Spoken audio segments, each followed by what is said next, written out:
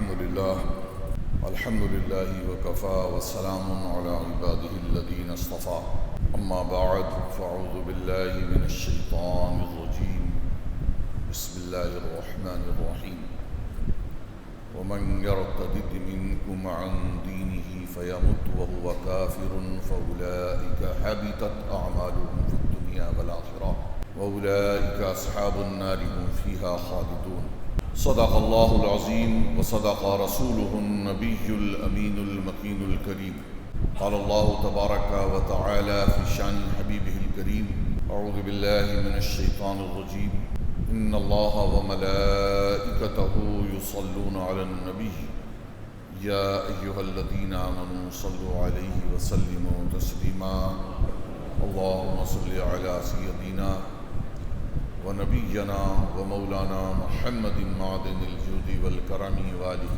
وبارك وسلم صلاة وسلام عليك يا رسول الله صلی اللہ تعالی علیہ وآلہ وسلم۔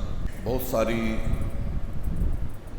احادیث صحیحہ سے اس بات کا ثبوت ملتا ہے جسے ہم اب کھلی نگاہوں سے دیکھ بھی سکتے ہیں کہ مسلمان جس قدر قیامت کے قریب پہنچتے چلے جائیں گے آزمائشوں کا سلسلہ اسی قدر بڑھتا چلا جائے گا، اتنا ہی زیادہ فتنے ہوں گے، فساد ہوں گے، انتشار ہوگا، افتراق ہوگا اور ایمان پر ثابت قدم رہنا بڑا مشکل کام ہو کر رہ جائے گا۔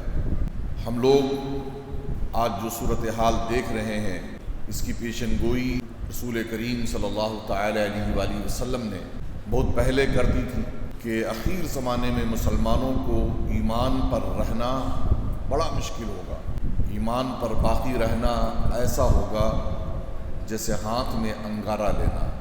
بہت سے لوگ صبح کو مسلمان ہوں گے اور شام کو کافر ہو جائیں گے۔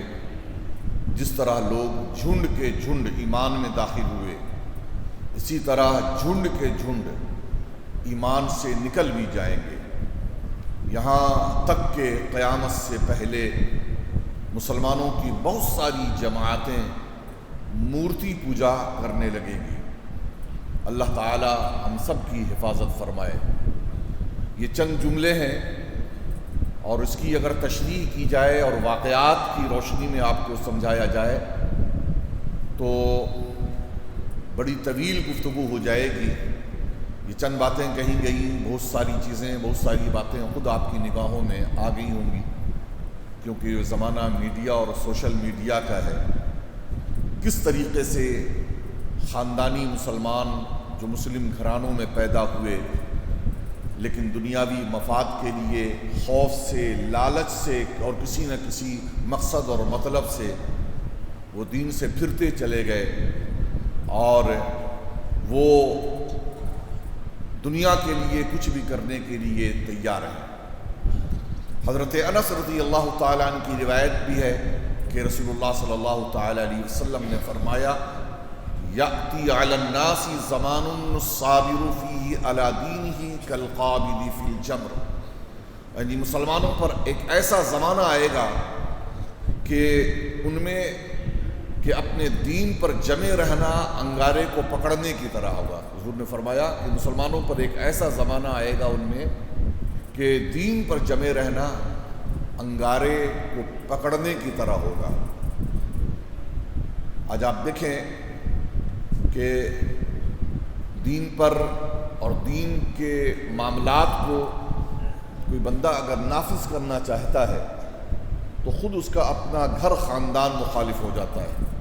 آپ دیکھیں گے کہ بڑے اچھے اچھے دیندار گھرانوں کے یہاں بھی، چاہے وہ حاجی صاحب ہوں، نمازی صاحب ہوں، عالم صاحب ہوں، لیکن جب شادیات کا موقع آتا ہے تو کیفیت یہ ہوتی ہے کہ حال برا ہو جاتا ہے اور بہت ساری ایسی چیز جو خلاف شریعت ہے، مکروہ ہے، وہ ان گھروں میں بھی پنپتا ہے اور ان گھروں میں بھی وہ چیزیں نظر آتی ہیں، اور جب بات سامنے آتی ہے تو معاملہ یہی نکل کے آتا ہے کہ یہ چاہتے تو نہیں تھے لیکن حال یہ کہ بیوی مخالف، بچے مخالف، پورا خاندان باغی اور یہ تنہا پڑ کر رہ گئے. یہی وجہ ہے کہ نہ چاہ کر بھی وہ اپنی آنکھوں سے وہ ساری چیزوں کو دیکھ رہے ہیں اور وہ کچھ کر نہیں پا رہے ہیں. اس میں ہم اور آپ سب شامل ہیں کہ بہت ساری چیزیں بڑی کراہیت ہمیں محسوس ہوتی ہے، لیکن اس کے باوجود ہم کچھ کر نہیں سکتے، ہمارا ہاتھ کٹ گیا ہوتا ہے. اسی کو کہا گیا ہے کہ دین پر جمے رہنا ہاتھ میں انگارہ لینے کی طرح ہوگا. یہ بڑا مشکل کام ہوگا. سبوں کی مخالفت آپ مول لے لیں، اور کوئی راضی رہے نہ رہے، اللہ کو راضی کرنے کی نیت اگر کسی کے اندر آ جائے تو وہی اس مخالفت کو جھیل سکتا ہے. تو بہرحال یہ ساری چیزیں ہماری نگاہوں کے سامنے ہیں. اور ایک اور حدیث پاک ہے، حضرت ابو ہریرہ رضی اللہ تعالیٰ عنہ سے روایت ہے کہ حضور علیہ السلام نے فرمایا کہ بادروا بالاعمال فتنا كقطع الليل المظلم يصبح الرجل مؤمنا ويمسي كافرا او يمسي مؤمنا ويصبح كافرا يبيع دينه بعرض من الدنيا. کہ فتنوں کی وجہ سے نیکیاں جلدی جلدی کرو، کہ فتنے تاریک رات کے ٹکڑوں کی طرح ہے. آدمی صبح کو مسلمان رہے گا اور شام کو کافر ہو جائے گا، یا شام کو مسلمان رہے گا اور صبح کو کافر ہو جائے گا. وہ اپنے دین کو دنیا کے سامان کے بدلے میں بیچ دے گا. اس کو بھی ہم دیکھ سکتے ہیں کہ ہماری زبانیں بھی آوارہ ہو گئی ہیں، فکر بھی آوارہ ہو گئی ہے، اور کچھ بولنے سے پہلے ہمیں قطعی اس کا خیال نہیں ہوتا ہے کہ یہ الفاظ و جملے کفریاں ہیں. آج علماء کرام نے اور فقہاء نے بڑی موٹی موٹی کتابیں لکھی ہیں کہ جو جملے آپ بول رہے ہیں اس جملے پر ذرا غور بھی کریں، اس جملے کا معنی و مطلب کیا ہے.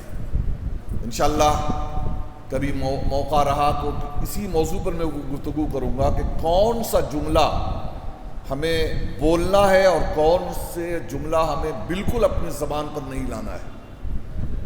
بہت سارے جو ہے وہ اشعار، بہت سارے گانے، یہاں تک کہ نعت، منقبت اور قوالیوں کے نام پر بھی بہت سارے ایسے اشعار ہیں کہ جن کا پڑھنا کفر ہے اور اللہ تبارک و تعالیٰ کی عظمت و شان کے خلاف سراسر وہ شعر جاتا ہے.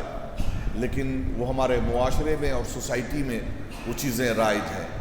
تو بہرحال اس حدیث کی طرف اسی میں اشارہ ہے. اور ایک موقع پر حضرت جابر رضی اللہ تعالیٰ عنہ نے روتے ہوئے فرمانے لگے کہ میں نے رسول اللہ صلی اللہ تعالیٰ علیہ وسلم سے سنا ہے کہ لوگ اللہ کے دین میں جھنڈ کے جھنڈ داخل ہوں گے، لیکن آگے ایک ایسا زمانہ آئے گا کہ جھنڈ کے جھنڈ لوگ اسلام سے نکلیں گے، یعنی پوری جماعت دین سے نکل جائے گی، اسلام سے نکل جائے گی.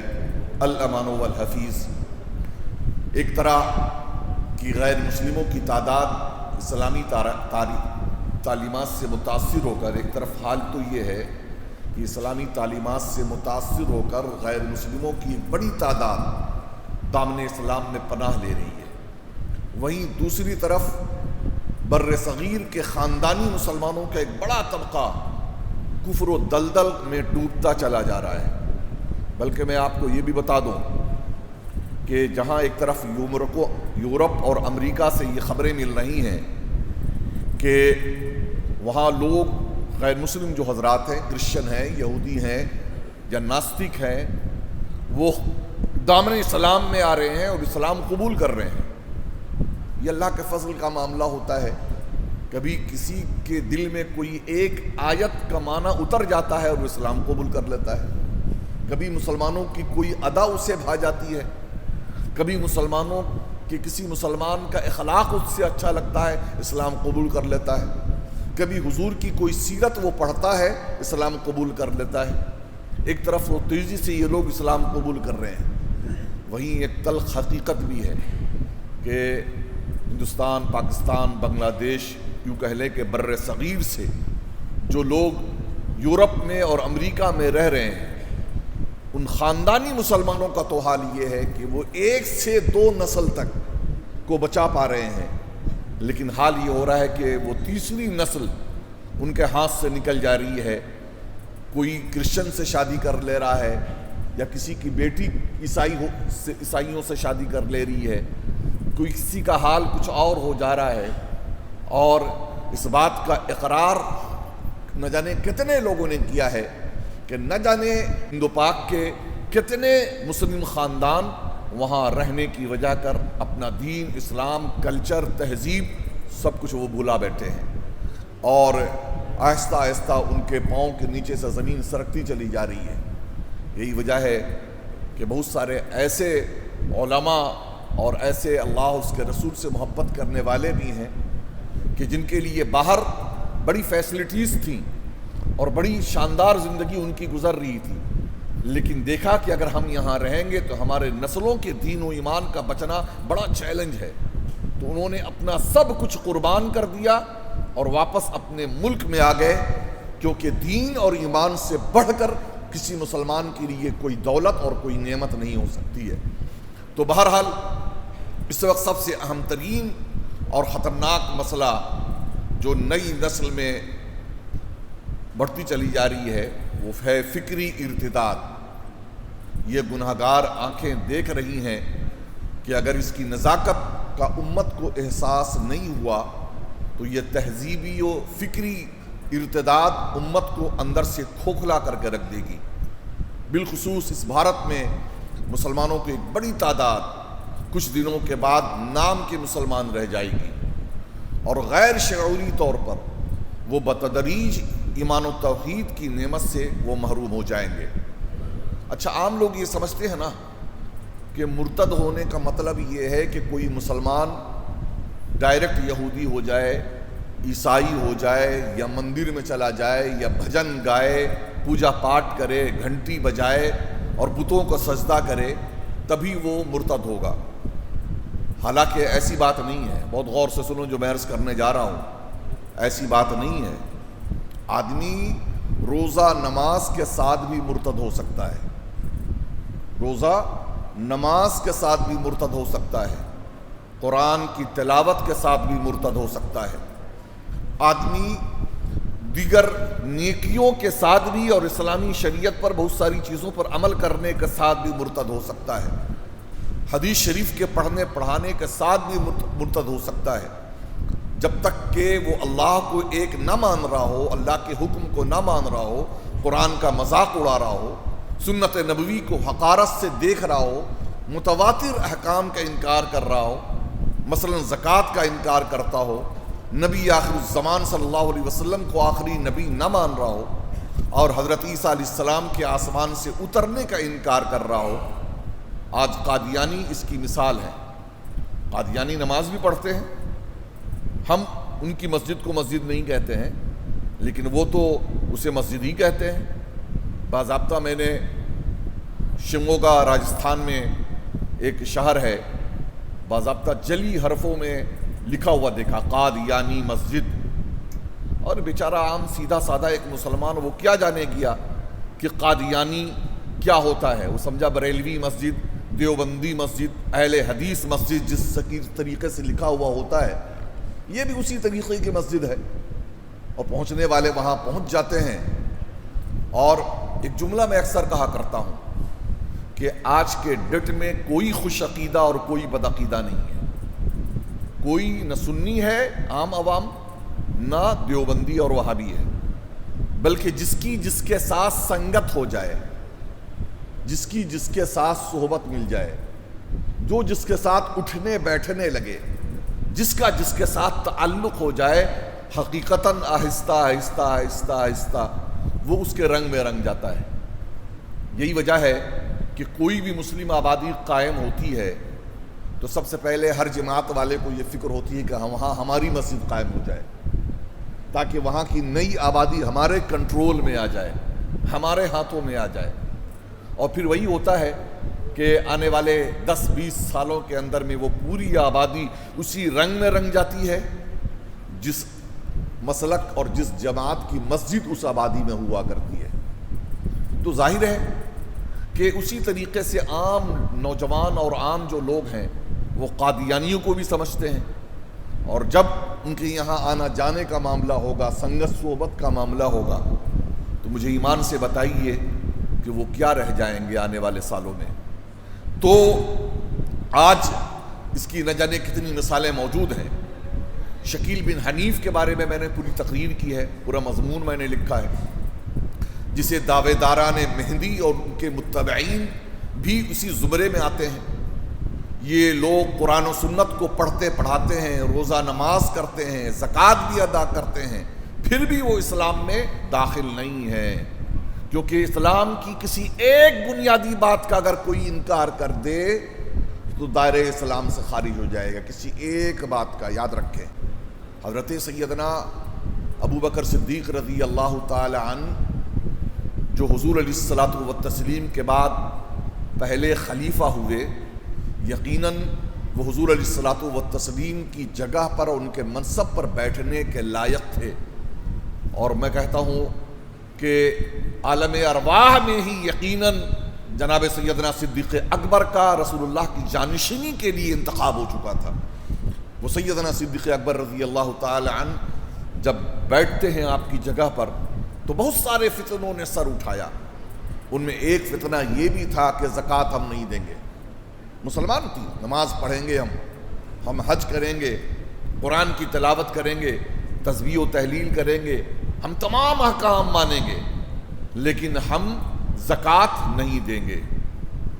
حضرت عمر فاروق رضی اللہ تعالی عنہ جو دین کے معاملے میں بڑے سخت ہیں، لیکن ان کا بھی حال یہ کہ وہ نرم پڑ گئے، کہنے لگے اے امیر المومنین بڑا سخت ماحول ہے، حالات سازگار نہیں ہیں، ابھی تھوڑی سی رعایت کی جائے، بعد میں ان سے نمٹ لیا جائے گا۔ اللہ اکبر۔ سیدنا صدیق اکبر رضی اللہ تعالی عنہ جلال میں آ گئے اور سیدنا عمر فاروق کی طرف دیکھ کر کہا کہ تم کفر میں تو بڑے سخت تھے، لیکن ایمان کے معاملے میں اتنے نرم اور پرپلے کہ تم کیسے ہو گئے؟ کہا اللہ کی قسم، اگر کوئی اپنے مال سے زکوٰۃ نکالتا تھا، اس میں ایک رسی، اونٹ کی ایک رسی کے برابر بھی اگر کوئی کمی کرے گا تو ابو بکر اس سے جہاد کرے گا۔ یہ ممکن ہی نہیں ہے کہ میرے رہتے ہوئے اسلام میں خلل آ جائے، کوئی فرائض کا انکار کر دے، حضور علیہ السلام اور اللہ اور اس کے رسول کے حکم کا کوئی انکار کر دے، یہ ممکن نہیں ہے۔ ڈٹ گئے اور جم گئے، اور پھر سیدنا عمر فاروق رضی اللہ تعالی عنہ کو بھی یہ تسلیم کرنا پڑا کہ بلا شبہ سیدنا ابو بکر صدیق حق پر ہیں، اور اللہ تبارک و تعالی کی طرف سے خاص مدد ان کی ہوئی ہے، اور خاص کیفیت اور خاص باتیں ان کے دل میں اتار دی گئی ہیں۔ اور پھر وہی ہوا، ان سے جہاد کیا، اور وہ سارے کے سارے واپس لوٹے ہیں اور اپنے مال سے زکوٰۃ دینے کے لیے تیار ہوئے۔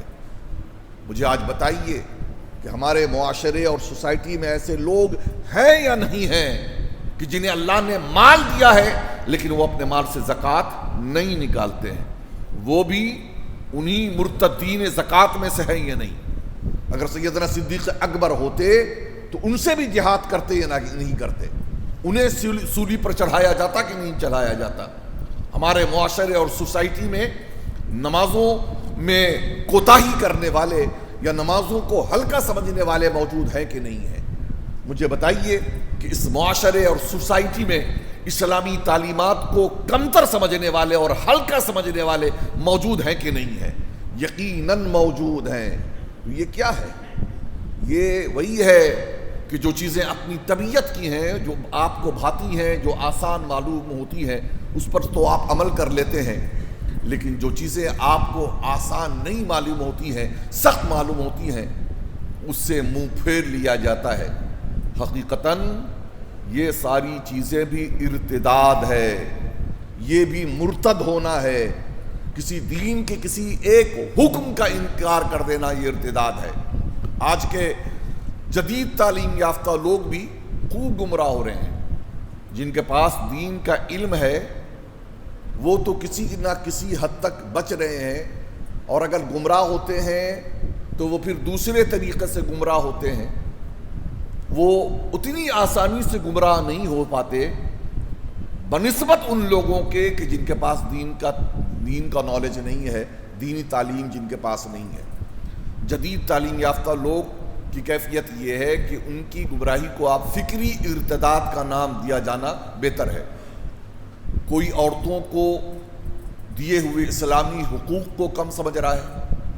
آپ ذرا ہمارے معاشرے میں ڈاکٹرز، انجینئرز، لائرز اور ایجوکیٹڈ پرسنز جو ہیں ان سے آپ ملیں، گفتگو کریں تو آپ دیکھیں گے کہ ایسی باتیں آپ کو مل جائیں گی جو یہ کہیں گے، شک و شبہ کے اور تذبذب کے شکار ہوں گے کہ واقعی اسلام میں عورتوں کو وہ حق نہیں ملا ہے. یعنی جو مغرب والے بولتے ہیں، جو یورپین، جو عیسائی بول رہے ہیں، وہی آج کا پڑھا لکھا ماڈرن مسلمان بھی بول رہا ہے.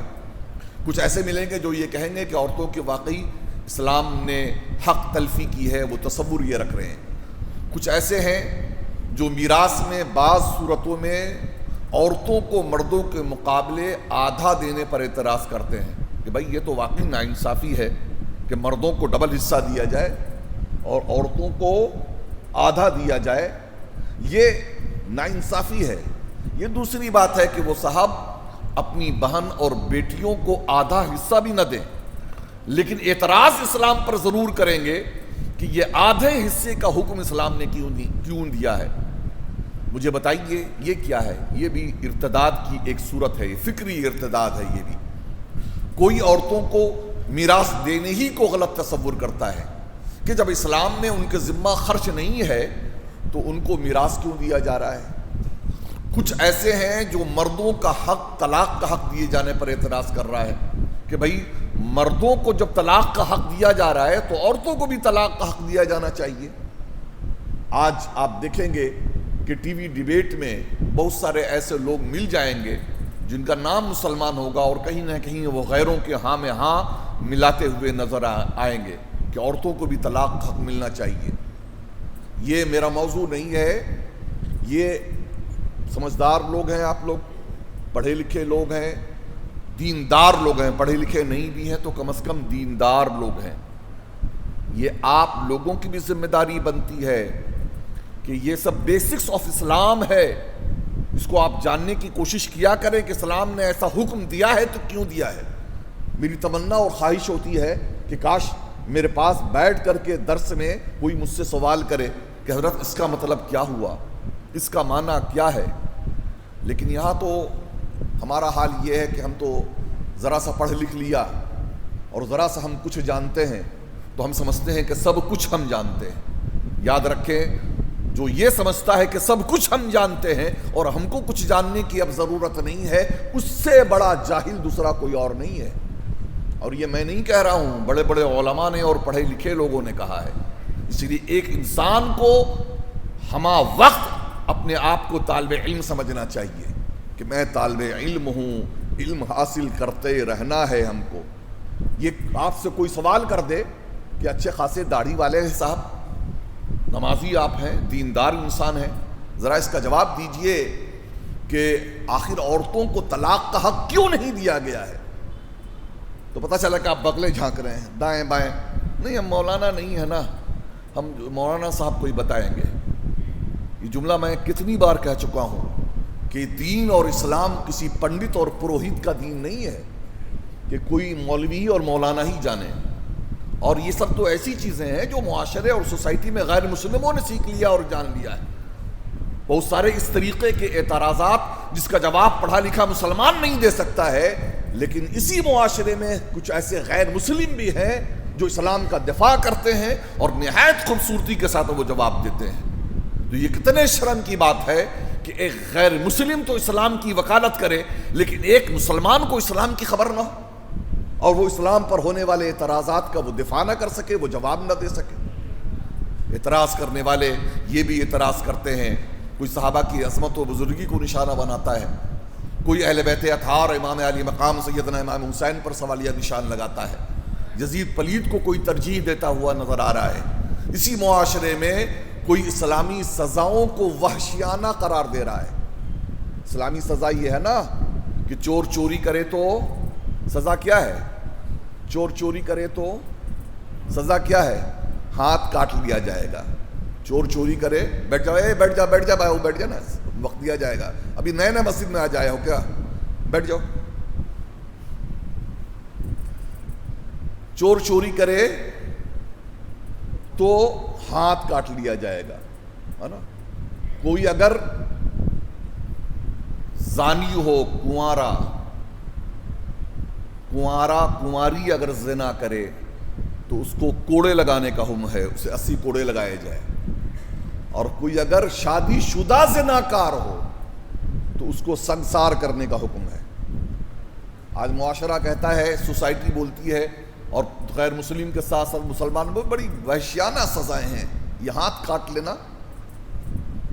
حقیقتاً اسلام نے جو سزا مقرر کر دی ہے وہ پورے مرض کے خاتمے کے لیے سزائیں ہیں. ایک چوری کرنے والا شہر جمشید پور میں پکڑا جائے اور پھر اعلان ہو جائے کہ اس کا ہاتھ کاٹا جا رہا ہے، آپ اس کا ہاتھ کٹ جانے کے بعد پورے شہر میں کوئی دوسرا چور نہیں ملے گا. اور یقیناً آج کے اس گئے گزرے دور میں جہاں بہت ساری خرابیاں عرب ملکوں میں آ گئی ہیں، لیکن آج بھی جب یہاں کے غیر مسلم جاتے ہیں مسلم ممالک میں، بالخصوص سعودی عربیہ وغیرہ میں، تو یہ تسلیم کرنے پر مجبور ہوتے ہیں کہ وہاں چوری کا تصور نہیں ہے. اذاں ہوئی، لوگ اپنی دکانیں کھلی چھوڑ کر کے مسجد میں نماز کے لیے چلے گئے. کوئی ہاتھ نہیں لگا سکتا ہے کیونکہ یہ خبر ہے کہ پکڑے گئے تو ہاتھ کاٹا جائے گا. یہیں کئی یو پی میں، دلی میں ایک ریپ کیس ہوا تھا. تمام دھرموں کے لوگوں کو بلایا گیا اور لوگوں نے اپنی اپنی باتیں رکھی. تو میں نے بھی اپنی بات رکھی کہ اگر عورتوں کے ساتھ جو عصمت دری کے واقعات ہو رہے ہیں، اس کا خاتمہ اگر واقعی بھارت کی حکومت چاہتی ہے تو اسے چاہیے کہ اسلامی قانون کو انڈین لاء میں لاگو کرے. کیونکہ یہاں یہ حکم ہے کہ اگر کوئی زانی اگر ہے تو زانی شادی شدہ ہے تو اسے سنسار کر دیا جائے، یعنی پتھر مار مار کر ختم کر دیا جائے. اگر ایک کسی کو لائیو ٹی وی چینل پر کسی ایک مجرم کو جب اس کا پوری طریقے سے یہ ثابت ہو جائے کہ یہ مجرم ہے، اس طریقے کی سزا دی جائے تو پھر دیکھیے پورے بھارت سے یہ ریپ کا کیس ختم ہوتا ہے کہ نہیں ہوتا ہے. اور کسی بھی وقت خواتین بڑی آزادی کے ساتھ نکل سکتی ہیں اور آ جا سکتی ہیں، کوئی ان کی طرف دیکھنے کی جرت نہیں کرے گا. تو اس وقت وہاں پر موجود غیر مسلموں اور بالخصوص غیر مسلم عورتوں نے بھی اس چیز کو بہت سراہا. بہت ساری عورتوں نے تو آ کے غیر مسلم عورتوں نے پہنچ ہوا اور کہا سر ہمیں معلوم نہیں تھا کہ اسلام ایسا دھرم ہے اور اس طریقے سے عورتوں کو یہ عزت اور مقام دیتا ہے. لیکن افسوس یہ حق بات اور اسلام کے قوانین کو پیش کرنے کی جرت بھی ہمارے اندر ختم ہو گئی کہ غیروں کے اندر ہم اسلامی قانون کی اہمیت کو پیش کر سکیں اور اسلام کی عظمت کو غیروں تک پہنچا سکیں. اسی طریقے سے کوئی مرد کو 4 شادیوں کے حق دینے پر اعتراض کر رہا ہے. اچھا کچھ جاہل ایسے ہیں وہ سمجھتے ہیں کہ اب یہ ہے کہ 4 شادی کر لے ہر مرد چاہے، یا اس طریقے سے اس کو پھیلایا گیا کہ غیر مسلم سمجھ رہے ہیں کہ ہر مسلمان کی 4 بیویاں ہیں.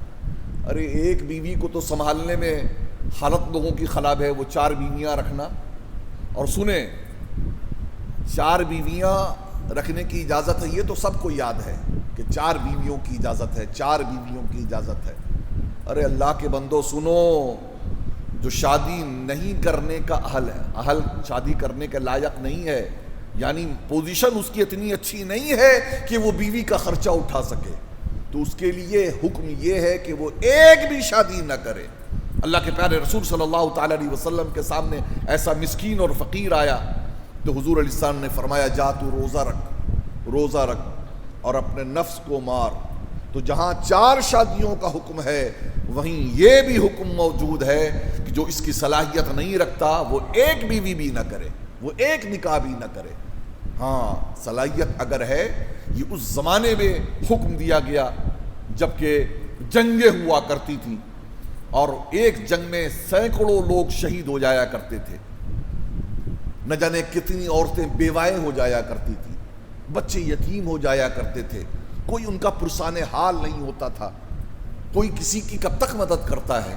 زخم جب تازہ ہوتا ہے تو پھر اس پر مرہم لگایا جاتا ہے، لیکن ذرا زخم پرانا ہوا کسی کو خبر نہیں ہوتی ہے. اسلام نے اس کے سد باب کے لیے یہ حکم دیا ہے کہ ایسے عالم میں ایسے موقع پر جن کو اللہ نے موقع دیا ہے تو 2-3 اور عورتوں کو اپنے نکاح میں لے کر ان کا سہارا بنو. یہ تبع نفس کے لیے نہیں ہے، نفسانی خواہشات کے مٹانے کے لیے نہیں ہے، بلکہ عورتوں کا سہارا بنو. جس کو اس بات کا شوق ہے کہ وہ اور شادیاں کرے، جی ہاں، وہ بیوائیں تلاش کرے. بیواؤں سے شادی کرنا یوں بھی تو دین میں، اسلام میں سنت ہے. ہم کو اپنے مطلب کی سنتیں یاد آتی ہیں، لیکن جو حقیقی معنوں میں اسلام کو زندہ کر دینے والی اور اسلام کی روح کو دنیا کے سامنے پیش کرنے والی ہیں، اس وقت وہ سنتیں ہمیں یاد نہیں آتی ہیں. واقعی اگر محبت ہے اگر ہمیں اسلام سے اور دین سے اور رسول اللہ کی سنت سے، تو ہمیں چاہیے کہ اللہ نے موقع دیا ہے تو ہم ایسے غریب عورتوں اور غریب گھرانوں کا خیال کریں. عزیزان محترم، اسی طریقے سے کوئی روزے کو بے فائدہ سمجھتا ہے اور کوئی نماز کو بیکار تھکنے سے تعبیر کرتا ہے. یہ روزہ تو وہ رکھے جس کے پاس کھانے پینے کا سامان نہیں ہے. ایسے مسلمان آپ کو معاشرے اور سوسائٹی میں مل جائیں گے صاحب، جو عید میں خوب تپاک کے ساتھ آپ سے گلے گلے ملیں گے اور عید کا جشن منانے میں سب سے آگے آگے رہیں گے. لیکن ذرا آپ جھانک کر آپ دیکھیں گے تو پتہ چلے گا کہ یہ صاحب کا حال یہ ہے کہ عید کی سویاں کھانے میں تو آگے ہیں، کپڑے پہننے میں تو آگے ہیں، جشن منانے میں تو آگے ہیں، لیکن رمضان کے روزوں کے حوالے سے رکھنا تو گجا. ان کے منہ سے یہ جملہ نکلتا ہے کہ رمضان کے روزے وہ رکھے جس کے پاس کھانے پینے کے لیے نہیں ہے. ہمارے پاس تو الحمدللہ کھانے پینے کے لیے بہت ساری چیزیں ہیں. نماز وہ پڑھے جو تھکنا چاہتا ہے. یہ کیا بات ہوئی؟ ہاں چلو ٹھیک ہے، یوگا ہو جاتا ہے، ایکسرسائز ہو جاتا ہے، تو ایکسرسائز کی نیت سے کبھی مسجد میں آ گئے. یاد رکھیں بلا شبہ جو اسلام، یہ جو نماز کا قاعدہ قانون ہے، جو طریق ہے، اس طریق کو دیکھ کر بڑے بڑے غیر مسلموں کے جو پیشوا ہیں یا ایکسرسائز کرانے والے ہیں، یوگا کرانے والے ہیں، ان لوگوں نے تسلیم کیا ہے یقیناً ایک 5 وقت کا نمازی اگر صحیح طریقے سے نماز پڑھتا ہے تو اسے کسی یوگا اور ایکسرسائز کی ضرورت نہیں ہے.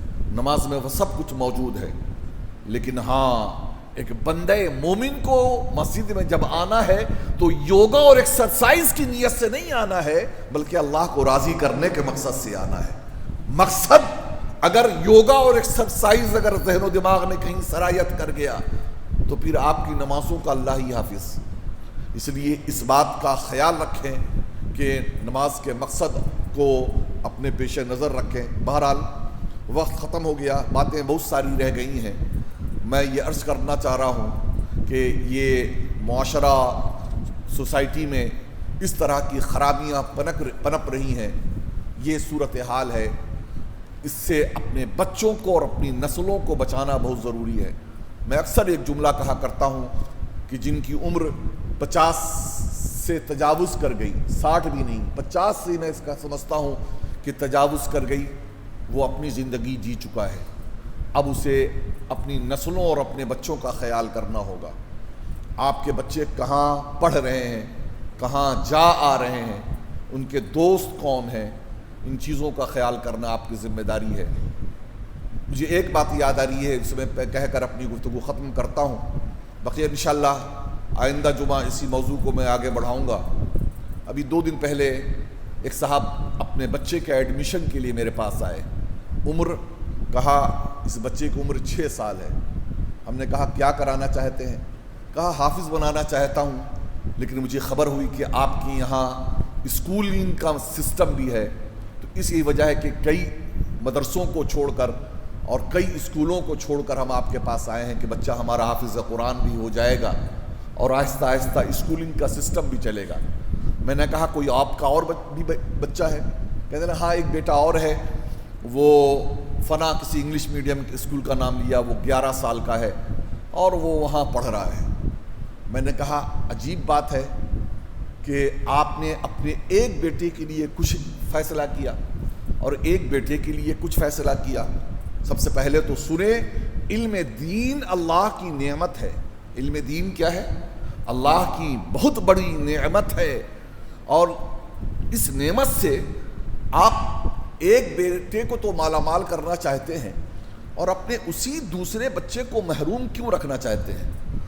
میں یہ نہیں کہتا کہ آپ اپنے اس بیٹے کو میرے یہاں پڑھائیں، لیکن میں آپ کے سامنے یہ بات رکھ رہا ہوں کہ جب یہ نعمت ہے تو ایک بچے کو تو آپ حافظ قرآن بنا رہے ہیں جو فراٹے کے ساتھ آنے والے دنوں میں قرآن پڑھے گا، لیکن دوسرے بیٹے کا حال یہ ہوگا کہ الحمد شریف بھی اسے پڑھنا نہیں آئے، اسے نماز کے فرائض بھی نہیں معلوم، وہ سمجھے کہ نماز تو میرے اس حافظ بھائی کے لیے فرض ہے، اس لیے ہم تو جمعہ کو جائیں گے، بقیہ 5 وقت کی نماز یہ حافظ میرا بھائی پڑھے۔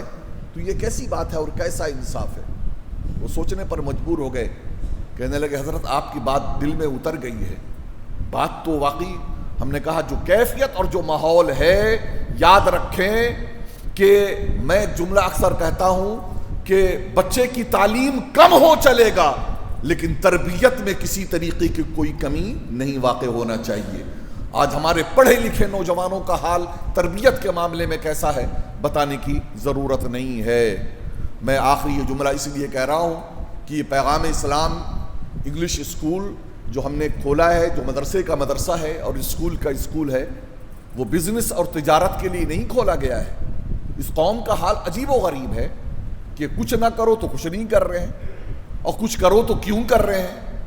یہ مدرسہ، یہ اسکول اس لیے کھولا گیا ہے کہ ایسے ماحول میں جبکہ ہمارے بچے بھجن کیرتن پوجا پاٹ وندے ماترم اور نہ جانے کیا کیا پڑھنے اور گانے میں لگے ہوئے ہیں، ایمان و عقیدہ خراب ہو رہا ہے، قوم کے ایسے بچوں سے کم از کم جہاں تک ہو سکے ان کو بچانے کی کوشش کی جائے، ان کا ایمان بچایا جائے، ان کا عقیدہ بچایا جائے، ان کی تہذیب بچائی جائے، ان کی سنسکرتی بچائی جائے، اور انہیں صحیح سمت اور صحیح راہ دی جائے۔